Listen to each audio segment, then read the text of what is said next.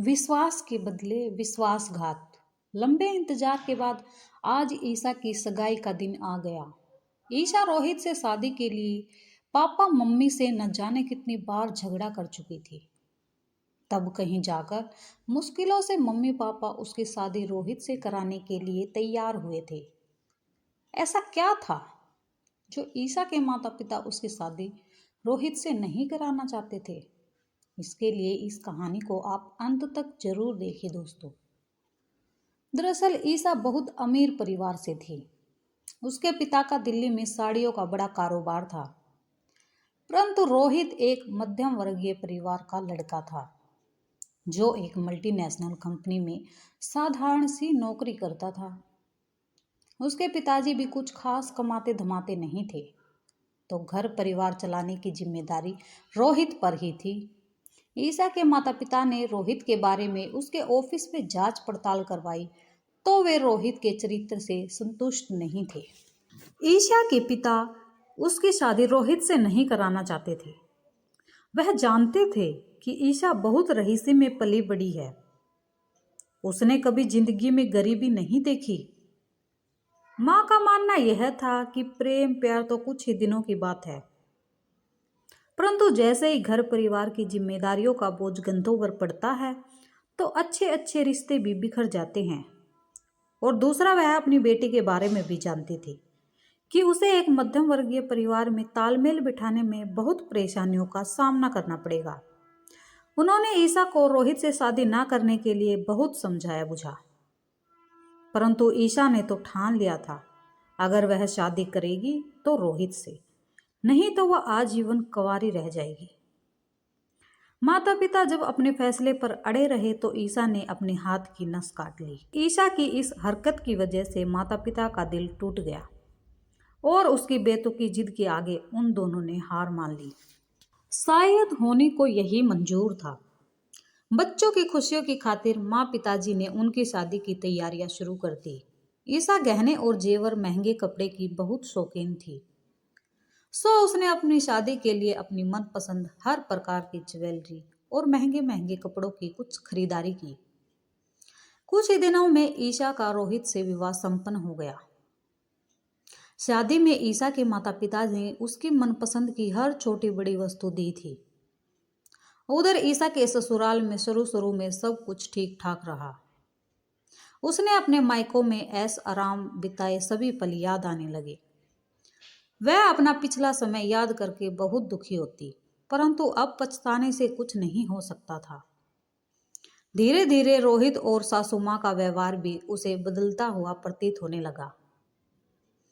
मायके के जिस ईशा आगे पीछे नौकर घूमते थे, बिस्तर पर चाय मिलती थी, आज उसी ईशा को ससुराल में नौकरों चाकरों की कोई सुविधा उपलब्ध नहीं थी। वहां उसे सुबह 6 बजे उठकर घर के कामों में लगना पड़ता था। पूरा दिन घर संभालने में लगी रहती। कब सुबह से शाम हो जाती उसे पता ही नहीं लगता। अपने हालात पर वह किसी को कुछ कह भी नहीं सकती थी। आखिर यह फैसला भी तो उसी ने खुद लिया था। इसी प्रकार मन मारकर जीवन जीते हुए उसकी शादी को 1 साल बीत गया। अगले माह उसके चाचा जी के बेटे शुभम की शादी थी। चाची जी ने ईशा को अपने बेटे की शादी से 10 दिन पहले ही मायके आने का न्योता दे दिया था। ईशा ने खुशी खुशी मायके जाने की पूरी तैयारी कर ली और अपनी सासू माँ से अपनी साड़ी, लहंगे की कुछ मैचिंग हार और कंगन अलमारी से निकालने के लिए कहा। जेवर देने की बात सुनकर सासू माँ बोली, बेटा तुम एक काम करो, तुम अभी ऐसे ही चली जाओ, मुझे अभी अलमारी की चाबी नहीं मिल रही है। जैसे ही अलमारी की चाबी मिलेगी मैं तुम्हारी सारी मैचिंग ज्वेलरी खुद तुम्हारे पास पहुंचा दूंगी।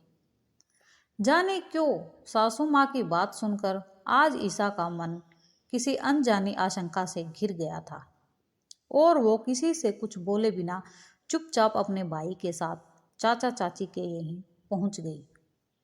2 दिन तक ईशा ने अपनी ज्वेलरी का इंतजार करा, पर ना तो सासू माँ का कोई फोन आया और ना ही कोई ससुराल से उसे ज्वेलरी देने के लिए आया। भाई की सगाई का दिन आ गया और ईशा ने परेशान होकर रोहित को फोन मिलाया। सुनो, आज बाई की सगाई है। तुम शाम को आते हुए मेरा रानी हार अपने साथ लेते हुए आना। ईशा की बात पर रोहित ने हाँ भर ली और फोन रख दिया। शाम के समय ईशा तैयार होकर रोहित का इंतजार करने लगी। रोहित सगाई में भी देर से पहुंचा और ज्वेलरी के बारे में पूछने पर उसने ईशा से कहा, अरे क्यों परेशान होती हो, माँ का तो तुम्हें पता ही है ना, वह कितनी भुलक्कड़ है, जाने कहाँ अलमारी की चाबी रखकर भूल गई। तुम अभी चाची जी से लेकर कोई भी हार पहन लो, जैसे ही अलमारी की चाबी मिलेगी तो हार मिल जाएगा। ईशा ने रोहित की आंखों में छिपा हुआ चोर और लालच स्पष्ट ही देख लिया था। वह समझ चुकी थी कि उसके ससुराल वालों ने उसके साथ कुछ धोखा किया है। बुझे हुए मन से सगाई का कार्यक्रम निपटाकर वह रोहित के साथ घर वापस लौट आई। घर वापस आकर उसने चाबी ढूंढने के लिए दिन रात एक कर दिया, परंतु चाबी न मिली। अब उसने ताला खोलने वाले को बुलाकर अलमारी की नई चाबी बनवाई। जैसे ही उसने अलमारी की खोली तो उसमें अपना एक भी हार न पाकर वह हैरान रह गई। उसकी सारी ज्वेलरी वहां नहीं थी। पापा ने गिफ्ट में उसे एक फ्लैट दिया था, उसके कागज भी वहां नहीं थे। वह फटी आंखों से अपनी सास की ओर देखने लगी। सासू माँ पर इसका कोई असर नहीं हुआ। उसने सासू माँ से पूछा, माँ जी, मेरी ज्वेलरी और बाकी का सामान कहाँ है? यह सुनकर सासू माँ गुस्से में बोली, तुम्हारी ज्वेलरी, तुम्हारा फ्लैट, वो तो तुम्हारे पिताजी ने शादी में दिया था ना, उस पर तो हमारा हक था। हमें पैसे की जरूरत थी तो वह सब हमने बेच दिया। तुम्हारे ससुर जी को बैंक का लोन चुकाना था और फिर जेवर प्रॉपर्टी बेचने का क्या दुख मनाना। यह सब संपत्ति तो बुरे वक्त में काम आने के लिए होती है। और हाँ, अभी तुम्हारे पिताजी को एक आवाज लगाओगी तो वो सब तुम्हारे लिए दोबारा बनवा लेंगे।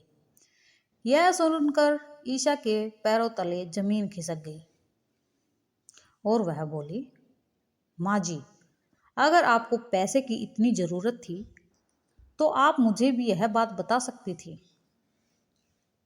मैंने आप पर भरोसा करके आपको स्त्री धन सौंप दिया था और आपने मेरे साथ बहुत बड़ा विश्वासघात किया। उसने अपने माँ बाप की कही बात याद आने लगी।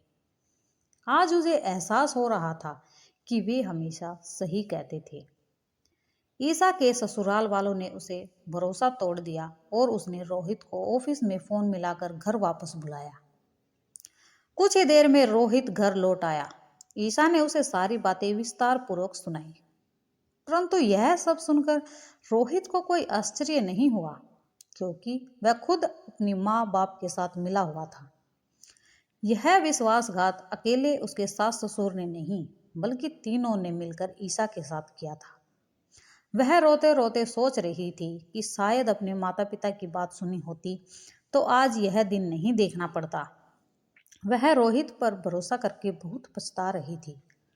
उसका सब कुछ लूट जाने के दुख के साथ उसे अपना भरोसा टूट जाने का भी दुख हो रहा था। गहना जेवर प्रॉपर्टी तो दोबारा पा लेंगे, पर अपना टूटा हुआ भरोसा, उसका वह क्या करेगी। दोस्तों, इस कहानी के बारे में आप क्या कहना चाहेंगे? आप कमेंट करके जरूर बताइए।